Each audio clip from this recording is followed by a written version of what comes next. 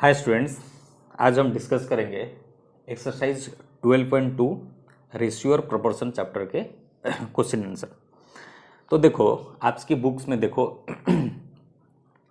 Proportion के बारे में दिया हुआ है। देखो प्रोपोर्शन क्या होता है, मैं छोटा सा कॉन्सेप्ट समझा देता हूँ। अगर एक रेशियो है, देखो नहीं, पहले आप क्वेश्चन आंसर से ही शुरू करो। 15, 45, 40 और 120, ठीक है।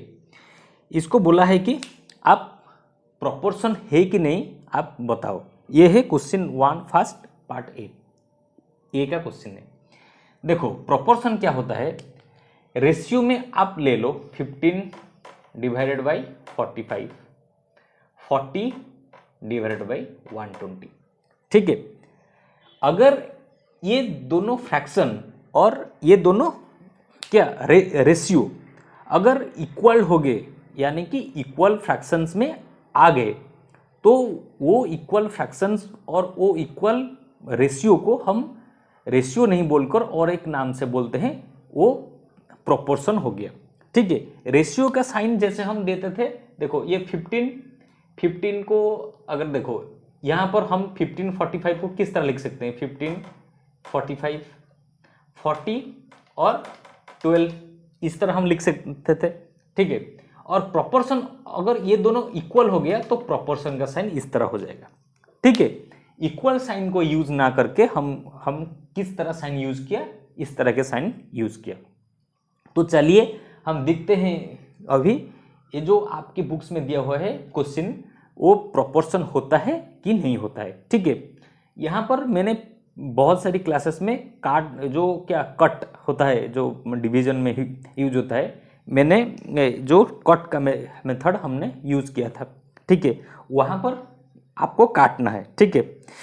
तो 15/25, तो अगर आपको ये जो चीज़ को आपको काटना है तो ये आ जाएगा 15 से काट दो, डायरेक्ट 15 से काट दो, 15 से 1 और 15 जा 3, 45 आ जाएगा, 1/3 आ जाएगा, ठीक है। और 40 और 12 को भी काट दो, 40 और क्या 40 120, सॉरी 120, 40 से 1 काट लो और ये 3 से भी कट जाएगा, 40 × 3। देखो अगर आप इस तरह भी नहीं काट पाते हो, आप क्या करो, छोटे छोटे भी पार्ट में भी काट सकते हो, ठीक है। तो ये देखो, अगर मैं तो ये हो गया इक्वल हो गया, तो ये प्रोपोर्शनेट हो गया, ठीक है। काटने का मेथड मैं किसी और क्लासेस में समझा दूंगा, ठीक है। अगर देखो मैं सिंपल सा समझा देता हूँ। 2/4 को आप अगर काटना है, ये बहुत सिंपल सा कॉन्सेप्ट है। दो के क्या कट क्या जो टेबल में आता है, 2 के 2 2 2 जा 2 1 जा 2, तो 2 से कट गया और 2 2 4, तो 1/2। तो ये जो 2/4 को हम 1/2 इस तरह हम लिखते हैं, ठीक है। तो इस मेथड को हम काटने का बोलते हैं, ठीक है। तो आप समझ जाओगे, छोटा सा आपका डिवीजन और मल्टीप्लिकेशन में थोड़ा हाथ पकड़ में आ जाएगा, तो आप डायरेक्ट भी काट सकते हो, ठीक है। तो ये होता है प्रोपोर्शन का कॉन्सेप्ट, ठीक है। तो ये हो गया क्या, प्रोपोर्शनेट। तो यानी कि इसका आंसर आ जाएगा यस, देयरफॉर हाँ, ये चीज आ गया यस। तो प्रोपोर्शनेट हाँ प्रोपोर्शन, ठीक है। तो नेक्स्ट हम चलते हैं क्वेश्चन बी में। बी में चलते हैं। देखो बी में किस तरह, देखो बी का 33, देखो 33 डिवाइडेड बाई 121 और क्या हाँ 9/96। देखो 33 और 121 को अगर आप काटोगे तो ये आ जाएगा, काटने के बाद आ जाएगा 3 से कट जाएगा 11, और 11 से 11 3/11 हो जाएगा। 9 से कटोगे 9 से 3/32। देखो ये 3/11 और ये 3/32 ये इक्वल हो रहे हैं क्या? इक्वल नहीं हो रहे, यानी कि हम प्रोपोर्शनेट भी नहीं होगा। ठीक है, तो इस तरह नहीं लिखते हैं, यहाँ पर लिखते हैं नॉट प्रोपोर्शनल, प्रोपोर्शन, प्रोपोर्शन। ठीक है, तो ये होता है कंसेप्ट।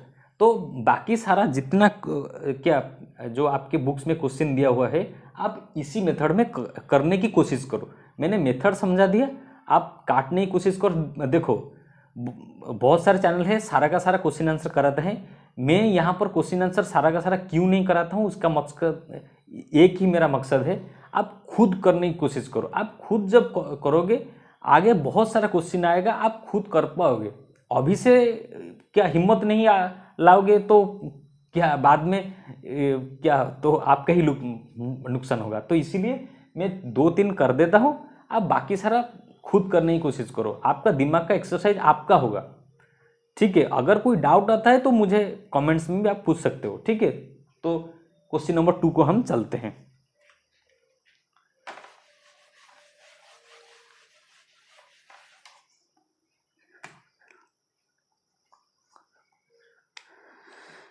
क्वेश्चन नंबर 2 देखो, 2 में क्या दो है, ट्रू और फॉल्स।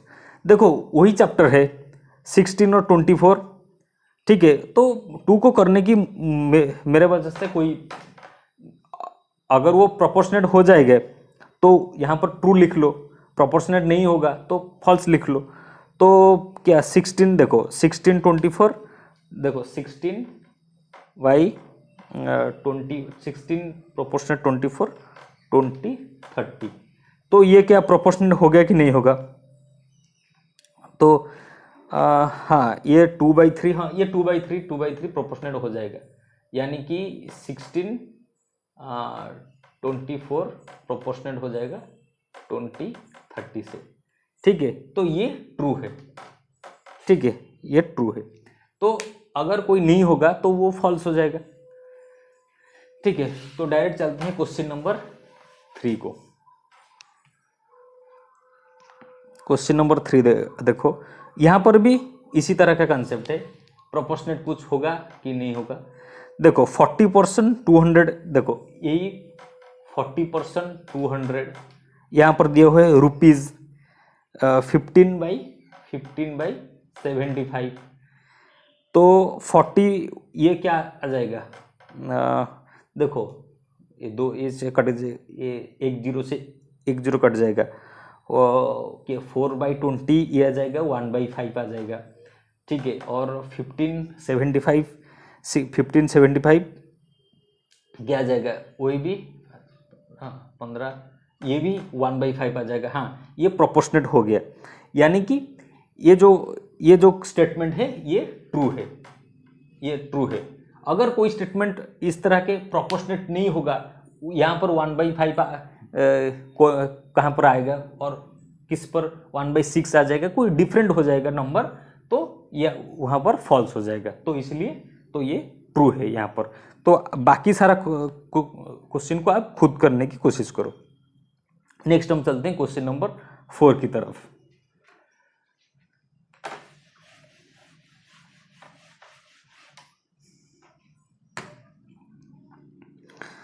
देखो क्वेश्चन नंबर 4 में दिया हुआ है,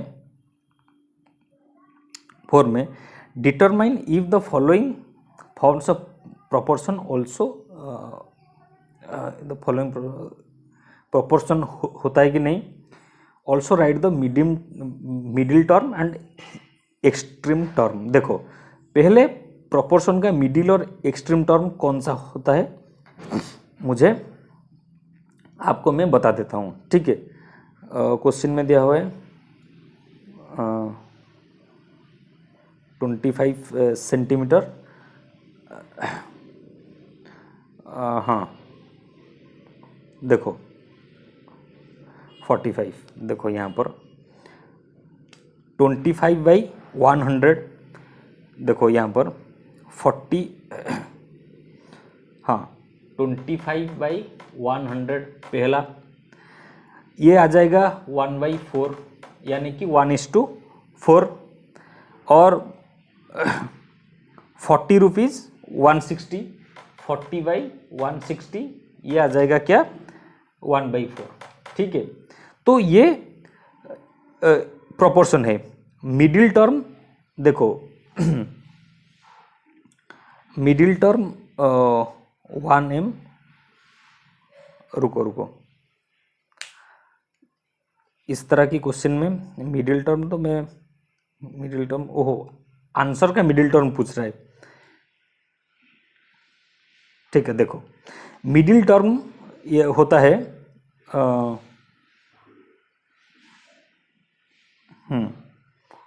1 मीटर। देखो यहाँ पर 1 मीटर मिडिल टर्म और हाँ 1 मीटर 40 रुपीज़, और एक्सट्रीम टर्म होता है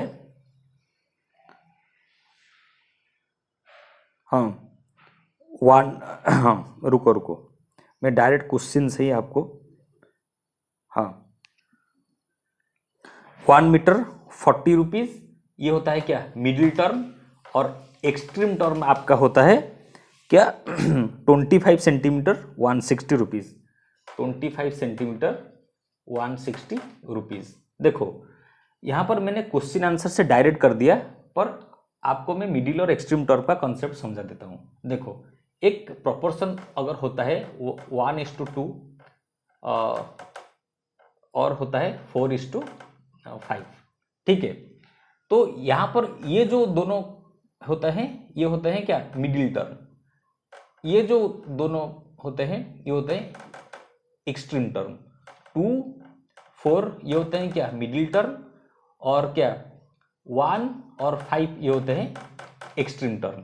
ठीक है, तो ये होता है मिडिल और एक्सट्रीम टर्म का कंसेप्ट। क्वेश्चन में पूछा है 25 सेंटीमीटर 1 मीटर का, जो 1 मीटर और 40 रुपीज़ और 160 रुपीज़ का मिडिल और एक्सट्रीम टर्म। 1 मीटर और 40 जो अंदर में होता है वो होता है क्या मिडिल टर्म, और एक्सट्रीम टर्म होता है। मैंने अगर क्वेश्चन को डायरेक्ट लिख लिया होता आप डायरेक्ट समझ जाए होते हैं 25 सेंटीमीटर और ये होता है 1 मीटर, प्रोपोर्शनेट होते हैं 40 रुपीज़ और यहाँ पर 160 रुपीज़। तो ये होते हैं क्या मिडिल टर्म, ये होते हैं क्या इसका एक्सट्रीम टर्म। तो ये हो गया क्वेश्चन एक्सरसाइज 11.2 का ख़त्म। नेक्स्ट चैप्टर में हम शुरू करते हैं एक्सरसाइज 12.3। तो तब तक के लिए बाय।